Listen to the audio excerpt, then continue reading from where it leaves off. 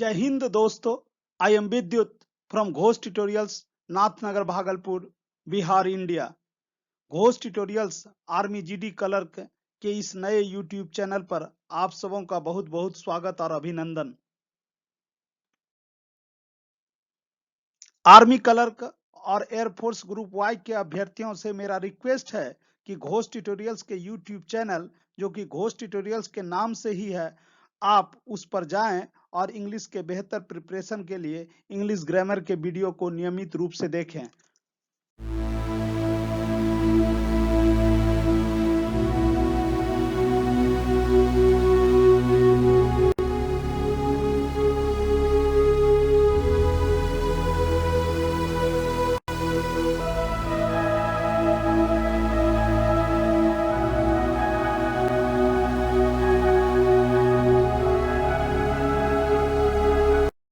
Army GD clerk #06 के इस video में आप सबों का एक बार फिर से स्वागत और अभिनंदन।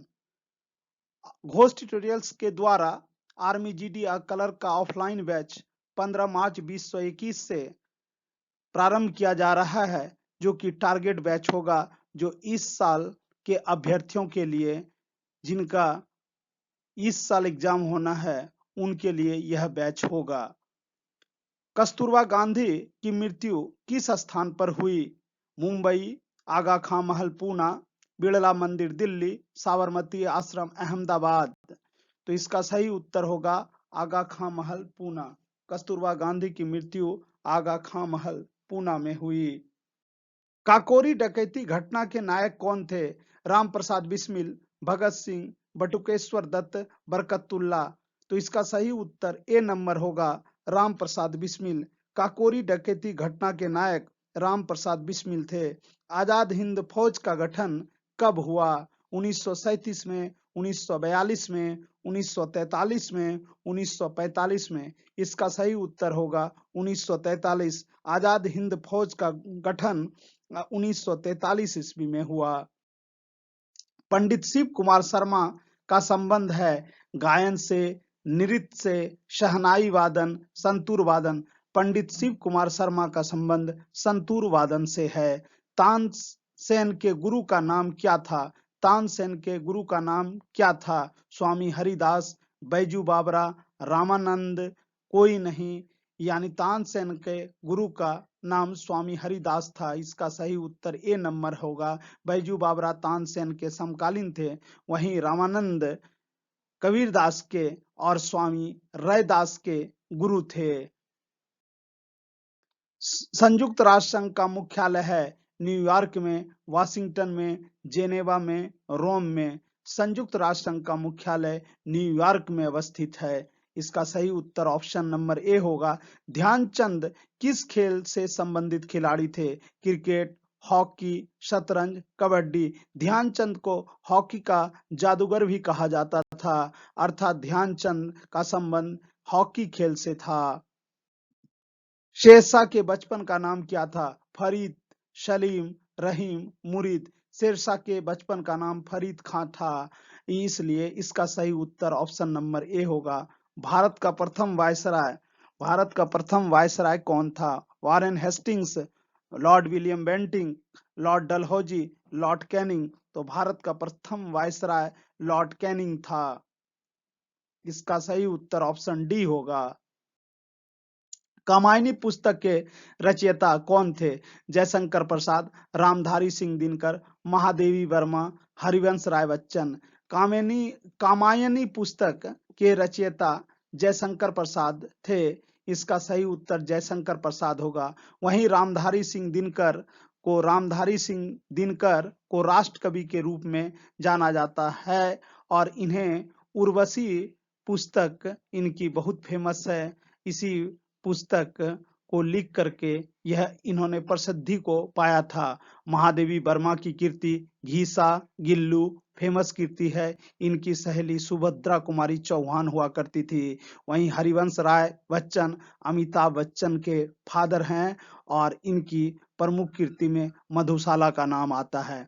महात्मा बुद्ध ने अपना पहला धर्मोपदेश कहाँ दिया था? बोधगया, सांची, सारनाथ, कुशीनगर। महात्मा बुद्ध ने अपना पहला धर्मोपदेश सारनाथ में दिया था, इसलिए इस प्रश्न का सही उत्तर सी नंबर होगा।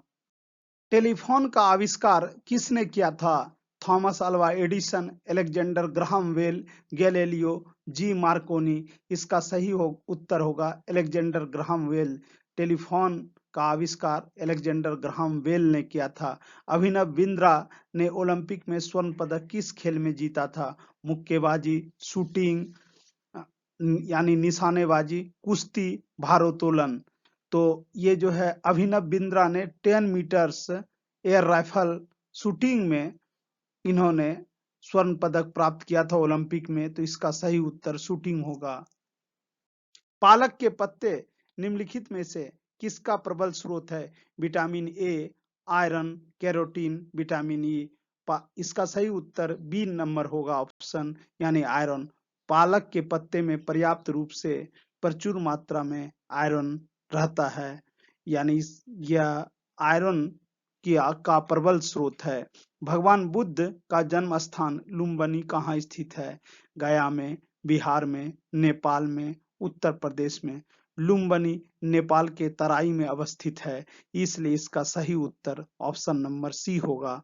भगवान बुद्ध का जन्म स्थान लुम्बिनी नेपाल के तराई में अवस्थित है।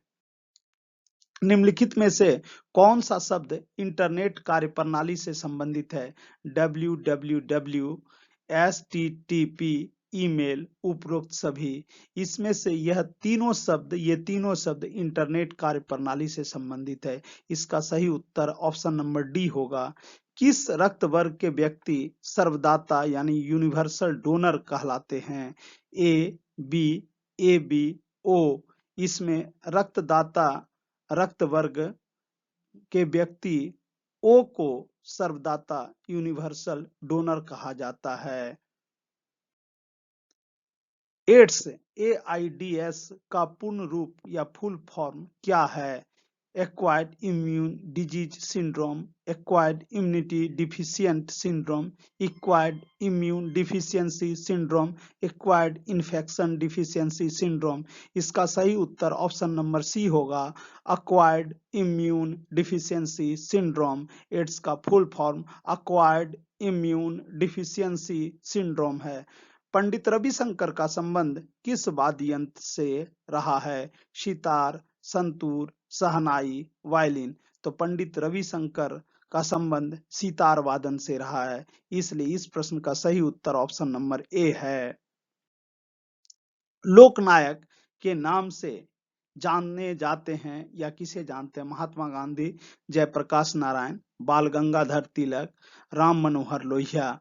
लोकनायक के नाम से जयप्रकाश नारायण को जानते हैं। इस प्रश्न का सही उत्तर बी है। बुलंद दरवाजा कहाँ है? दिल्ली, आगरा, फतेहपुर सीकरी, जयपुर। बुलंद दरवाजा फतेहपुर सीकरी में अवस्थित है, इसका सही उत्तर ऑप्शन सी होगा। भारत के राष्ट्रपति को पद से कौन हटा सकता है? लोकसभा, संसद, प्रधानमंत्री, मुख्य न्यायाधीश। भारत के राष्ट्रपति को संसद द्वारा महाभियोग लगाकर हटाया जा सकता है, इसलिए इस प्रश्न का सही उत्तर ऑप्शन बी होगा, संसद। पृथ्वी का एकमात्र प्राकृतिक उपग्रह कौन है? नेपच्यून, आर्यभट्ट, हैली, चंद्रमा। पृथ्वी का एकमात्र प्राकृतिक उपग्रह चंद्रमा है, जो चंद्रमा की दूरी पृथ्वी से 3,84,365 किलोमीटर चंद्रमा पृथ्वी से दूर है, और पृथ्वी तक चंद्रमा के प्रकाश को आने में 1.33 सेकंड का वक्त लगता है। और पृथ्वी से चंद्रमा के बीच की दूरी को सिसलूनर के नाम से जानते हैं। पृथ्वी चंद्रमा को एक जीवाश्म ग्रह के रूप में भी जाना जाता है, और पृथ्वी से चंद्रमा का 59% भाग दिखाई पड़ता है। बंगाल का विभाजन हुआ था। बंगाल का विभाजन 1911 ईस्वी में, 1905 में, 1909 ईस्वी में, इनमें से कोई नहीं। बंगाल का विभाजन 1905 ईस्वी में हुआ था। यह 16 अक्टूबर 1905 से प्रभावी हुआ बंगाल विभाजन। लोथल किस युग का ऐतिहासिक स्थल है? ऋग वैदिक युग, लौह युग, सिंधु घाटी युग, गुप्त काल। लोथल सिंधु घाटी युग का एक ऐतिहासिक स्थल है, इसलिए इसका सही उत्तर ऑप्शन सी होगा। यदि आपको लगता है कि आपने इस वीडियो से कुछ सीखा है, तो आप इसे अपने फ्रेंड्स, रिलेटिव्स और आर्मी के अभ्यर्थियों के बीच यथासंभव शेयर करें और अधिक से अधिक संख्या में अपने मित्रों के बीच इसे प्रसारित करें। Thanks for watching.